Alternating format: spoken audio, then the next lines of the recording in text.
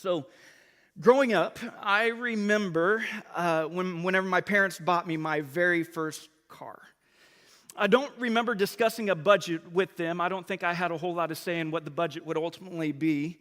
I didn't know how it was going to happen, but one day, early in 1998, shortly before my 16th birthday, my parents took me to one of the local car dealerships, Griffith Brothers in Carthage, Missouri. And we pulled in and we went flying right past all the new vehicles, right? To the very back right corner of the car lot where they kept all the cheaper, more affordable used vehicles. And I don't remember how many cars we looked at. I don't remember if we looked at any more cars than the one that we ultimately bought. I don't even remember if I was asked if the car that we were buying was something that I even wanted. You know, I don't know how much I actually played in this whole thing. But what I do remember is going indoors and watching my dad pay for this car. We were by no means a wealthy family, but we had everything that we needed. But I remember standing behind my dad as he wrote a check for my first vehicle.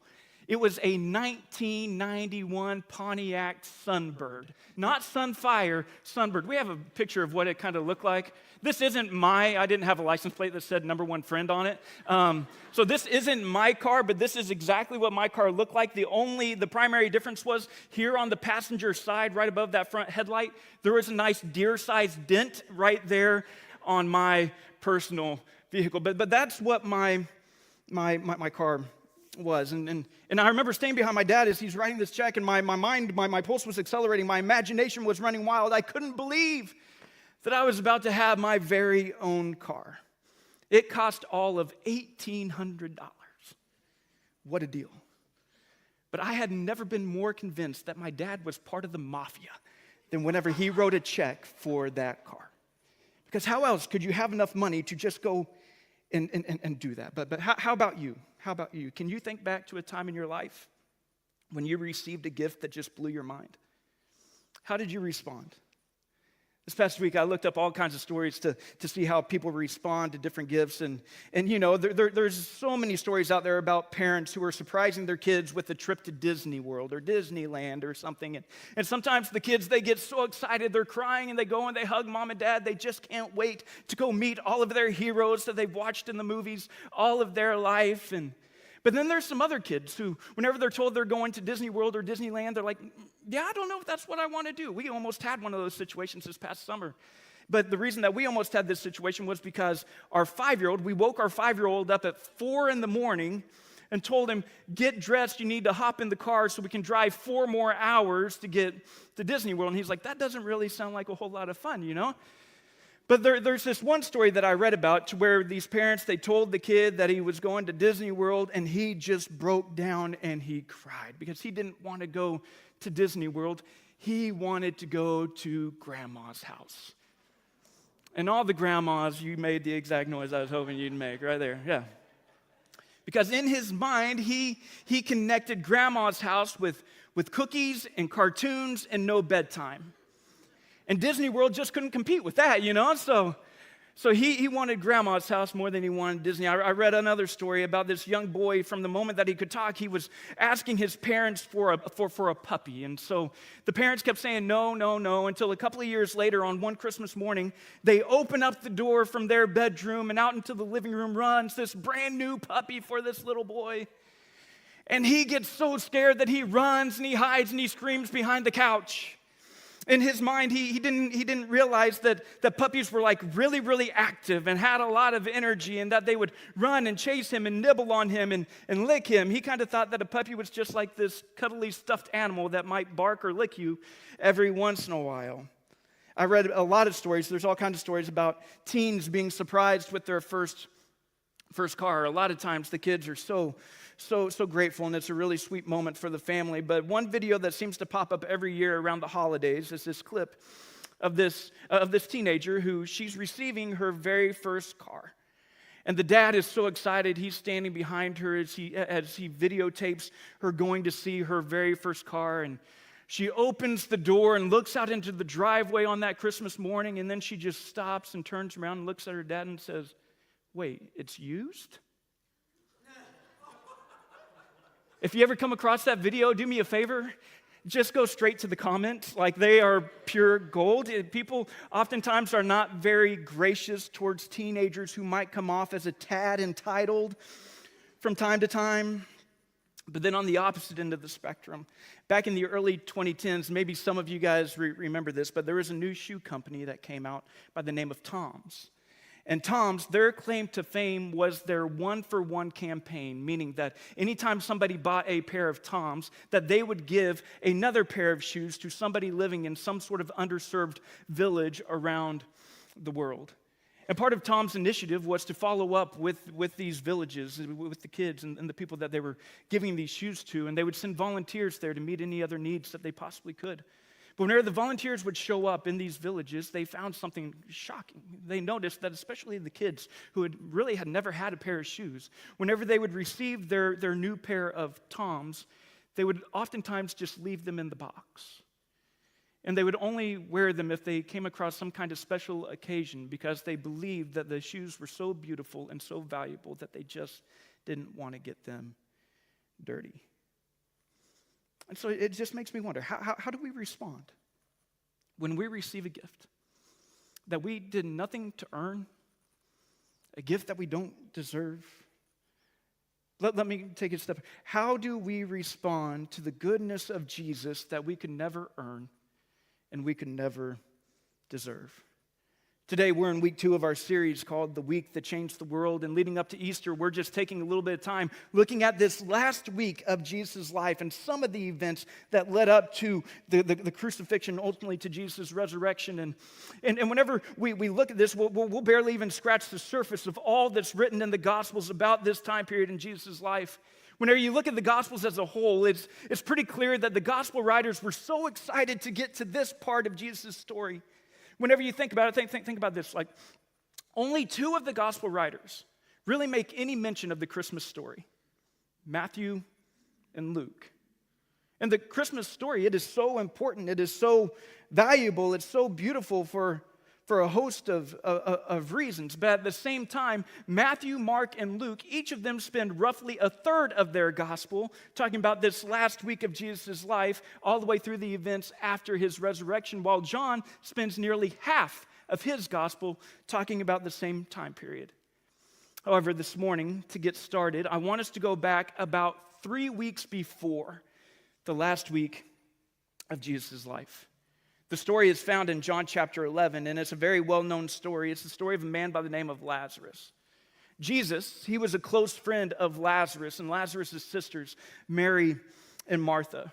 And one day, Lazarus, he became very, very ill, and he eventually died. But whenever Lazarus was sick, Mary and Martha, they sent for Jesus. They're like, Jesus, if you come, you can heal him. We know, we have the faith that you could heal him if you'll just come. But whenever Jesus heard about Lazarus being sick, he didn't come. Instead, he stayed exactly where he was with his disciples. It wasn't until a few days after Jesus learned that Lazarus had died that Jesus and his disciples finally made their way to Lazarus' home in Bethany. And once Jesus showed up, Mary and Martha, they come out and they meet Jesus, and they have some words for Jesus. But eventually, Jesus, he just weeps with Mary and Martha, and then he makes his way over to Lazarus' tomb, where he had been dead for a few days. And he calls out for the dead man to come out of the grave. And that's exactly what happens. And as you would imagine, there was a strong response to this.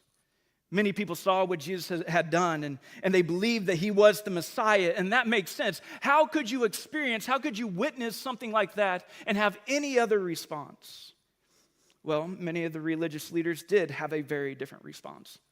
While large portions of the crowd were amazed and moved by Jesus, the religious leaders, they could feel their power and their authority slipping away. Because if there's a man who can heal the sick, if there's a man who can feed the masses, if there's a man who can calm the seas, and now if there's a man who can raise the dead, then what need would anybody have for them? These men, they knew it all. They had all the religion anybody could ever want. They deeply knew the scriptures. They knew what had been written about the coming Messiah, yet they were unable to see the glory of God's one and only Son in Jesus. And over again throughout the Gospels, we see how this group is a cautionary tale that you can be very religious while also being very lost.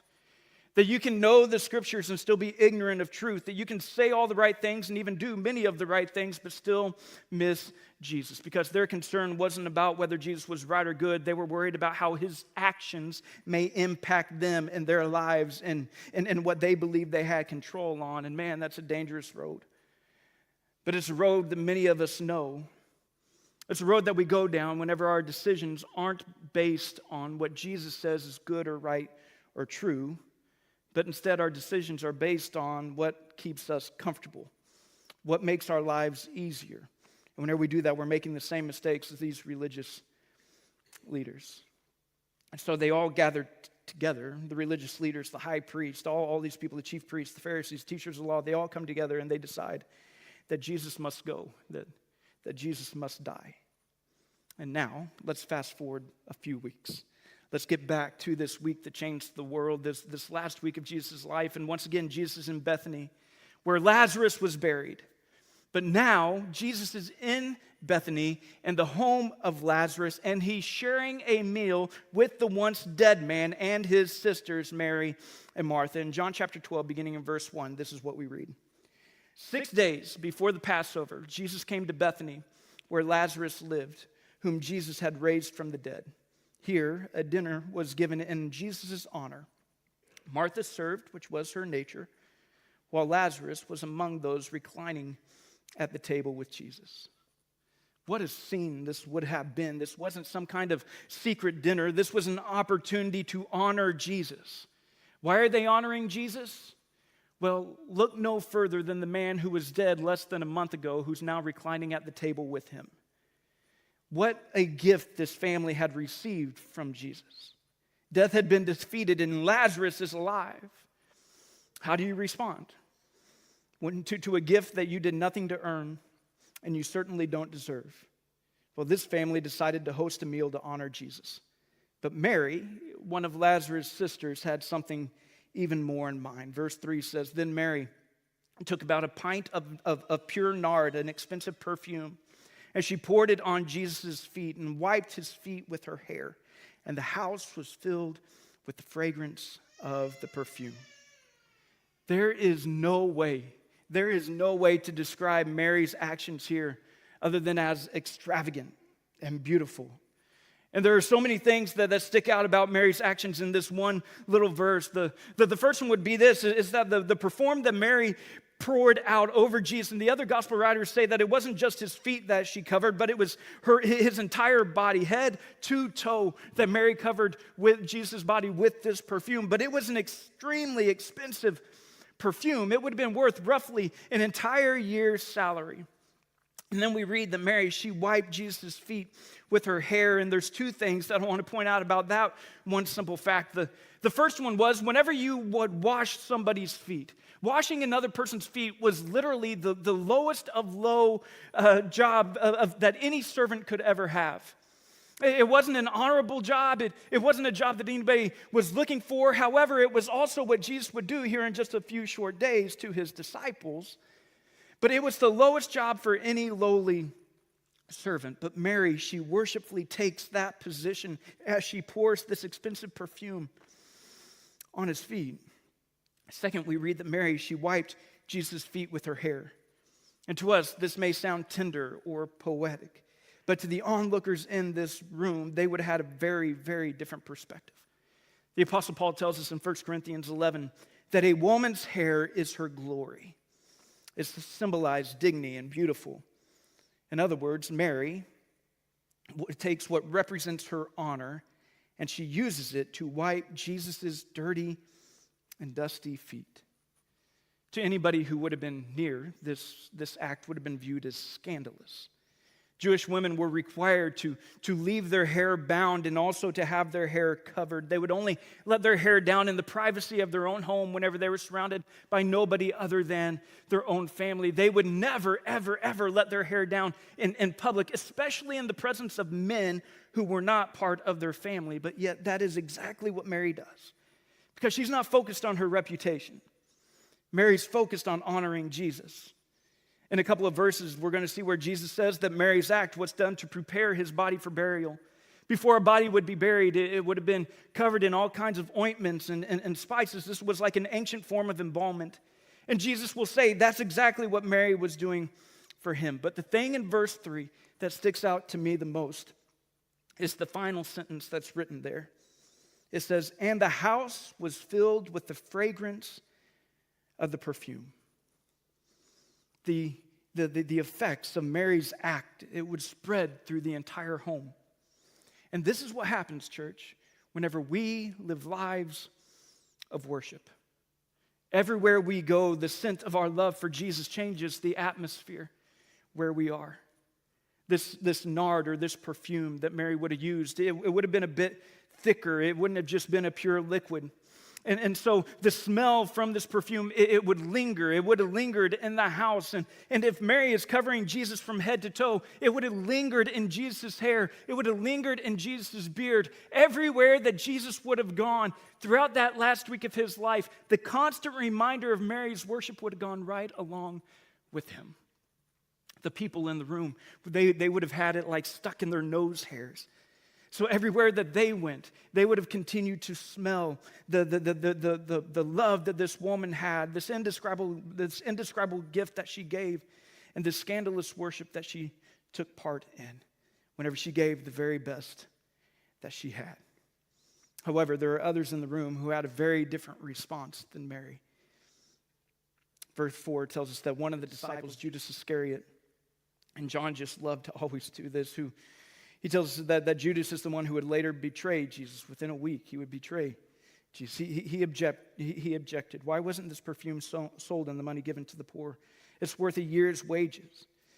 But John gives us this peek behind the curtain. He says he didn't say this because he cared about the poor, but because he was a thief. And as keeper of the money bag, he used to help himself to what was put into it. So John, like I said, he gives us this behind-the-scene reasons that Judas is so upset by Mary's worship. He tries to make it sound noble. Maybe you've been there. He tries to make it sound spiritual. Maybe you've been there. But he's upset because he's just lost out on a potential profit. And so Jesus looks at Judas and says, leave her alone. It was intended that she should save this perfume for the day of my burial. We already mentioned this, but then in verse 8, Jesus says something striking. He says, you will always have the poor among you, but you will not always have me. He was basically saying that the chance to serve him in this tangible, specific way would not be around much longer. However, we will always have opportunities to care for the poor. In verse 9, meanwhile, a large crowd of Jews found out that Jesus was there, and they came not only because of Jesus, but to also see Lazarus. I mean, you can imagine this is probably a spectacle, whom Jesus had raised from the dead. So the chief priests, who had already made plans to kill Jesus, they now made plans to kill Lazarus, who had already been dead as well. For on account of Lazarus being alive again, many of the Jews were going over to Jesus and believing in him. Church, how do you respond when you receive a gift that you did nothing to earn and you certainly don't deserve? I don't want you to miss it. Every single person in this story, every single group of people in this story, they all had been given some sort of gift from Jesus. Something that they did nothing to earn and something they certainly did not deserve, but there's different fragrances of response that each of them have. The first one would be this. You have the aroma of worship. The aroma of worship. This is Mary's response. What was Mary's gift? Well, Lazarus, just a few weeks before, her brother was dead. Now he's eating a meal at the table with his family and the one who raised him from the grave. And Mary, man, to her, it's like this was the only appropriate response. And I'm guessing if you would ask Mary, do you feel like you did enough? She'd probably still be like, no, I didn't. But she gave her best to Jesus.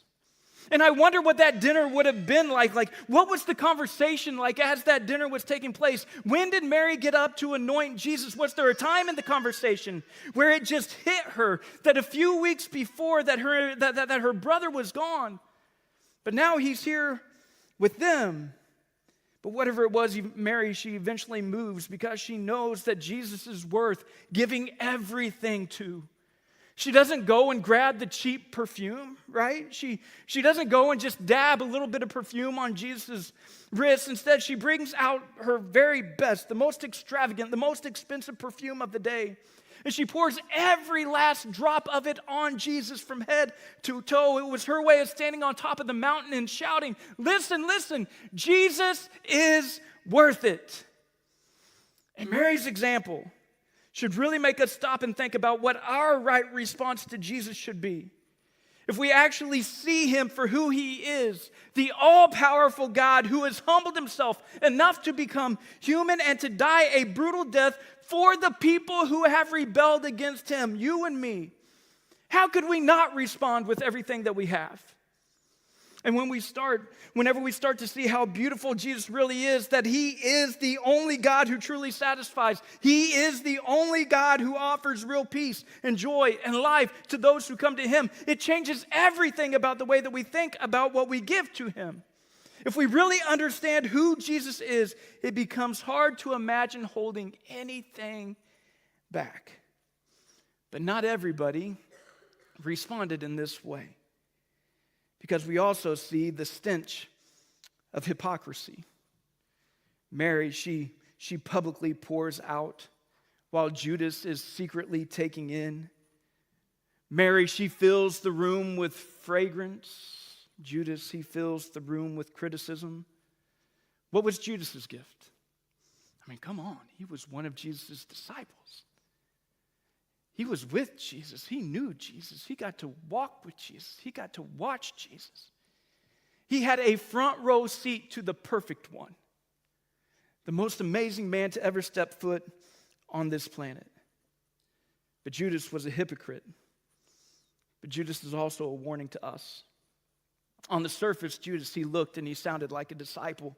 He probably could have backed up his suggestion to give all the money to the poor with plenty of Old Testament stories. He could have even used some of Jesus' own words. But that wasn't what was in his heart. His real motive wasn't generosity. His real motive was self-interest. And at the end of the day, he was only thinking about what he could get out of being around Jesus. From the outside, he looked respectable and moral, but deep down, money and possessions mattered more to him than Jesus did. So whenever it came down to the choice, give up his stuff or give up Jesus, Judas said, "Sorry, Jesus, I'm going to take my stuff." Mary, we see, she saw things completely differently. She looked at what she owned and she saw an opportunity to honor Jesus. But whenever you look at Jesus' response, we realize that sometimes the most passionate acts of devotion and worship are oftentimes criticized by those who don't share the same love. But there's still another fragrance that's lingering in this story, and that's the scent of death. The scent of the religious leaders. What religious leaders had, what gift had they received in Jesus? Well, all of their lives and generations of their ancestors had been waiting and waiting and waiting for the day that God's Messiah would finally come. And now he's here, and they want him dead. Instead of seeing Jesus as the one that generations of their people had been longing for, they viewed him as a threat. And in the end, their primary concern wasn't for God's story. It was all about maintaining whatever perceived control they believed that they had. And maybe this sounds familiar to us as well. They were convinced they were good, but they desired control more than they desired surrender. And I'm telling you, church, one of the things that I see so often in many of us, one of the main reasons that so many of us hesitate to surrender to Jesus is because we want to feel like we're in control of our lives. And so they modeled some sort of empty religion where someone goes to church and maybe they give some money and they say and they do many of the right things and they try to live a moral life, but they don't actually have a relationship with Jesus. I mean, you just think about the irony of their position. Lazarus had already been dead once, but Jesus raised him. But now the leaders want to put him back in the grave because he's living proof that Jesus is the Messiah they have been waiting for, but they refuse to accept. And John, he layers all these responses together to reveal a deeper truth. Whenever Jesus is present, people will respond. But they will respond in very different ways. Some people will respond like Mary and in worship. Other people will look for ways to use Jesus like Judas did. And still others will oppose Jesus like the religious leaders did. But listen, nobody's going to remain neutral. And so again, I ask you the question, how do you respond when you receive a gift that you did nothing to earn and you certainly don't deserve? Well, what's the gift that we've received, right? Well, the very end of the week that changed the world, it concluded with the resurrection of Jesus Christ, where sin and death were forever defeated. We have been offered life and offered life eternal through the sacrifice and the victory of Jesus. And the victory of Jesus is not only the victory of Jesus, but it's also our victory for every single one of us who have placed our faith in Him. That's a good gift. The gift that we received it was an act that only the perfect Lamb of God could have provided. Only the perfect Lamb of God could have completed. We see Jesus, a willing sacrifice and a willing Savior. And this sacrifice is the greatest possible expression of love that this world has ever seen. And because of Jesus' sacrifice, God's just wrath has been satisfied, and forgiveness has been extended, and the broken relationship that sin caused between Creator and creation has been redeemed if we will just place our faith in Jesus. I love the way that R.C. Sproul puts this. He says this, "There is only one hope for me, that the infinite wisdom of God might make a way for the love of God to satisfy the wrath of God, so that I might become a son of God." In church, that's the gift we've received. Listen, our problem isn't that we haven't received the greatest gift in the person of Jesus. Our problem is that we often overlook how great that gift truly is. So today, what's your response? You don't have to continue to overlook His goodness. How will you respond to the gift of Jesus that you did nothing to earn and you certainly don't deserve, but that's still available to you today? We pray for me this morning. Father in heaven, I thank you for today. And man, I love the Easter story. My entire faith, my entire hope is built upon the fact that you lived, you died, and you resurrected from the dead. That's my foundation. That's my rock. It's my apologetic. It's my faith. It's my hope. I believe it's my future. And so, Father, I pray for every single one of us in this room who maybe we have never accepted you. Maybe we have never surrendered our lives to you. Maybe we are continuing to try and hold on to something in and of ourselves. May we look at Mary's example and give everything that we have, our entire lives. Because, Jesus, you truly are our hope. You are our victory. And so I just lift up all the praise that my little life can offer you today to say thank you, Jesus, for loving us and for making a way for us to return to a right relationship with our Father in heaven. It's in your mighty and beautiful and magnificent and precious name that I pray. Amen.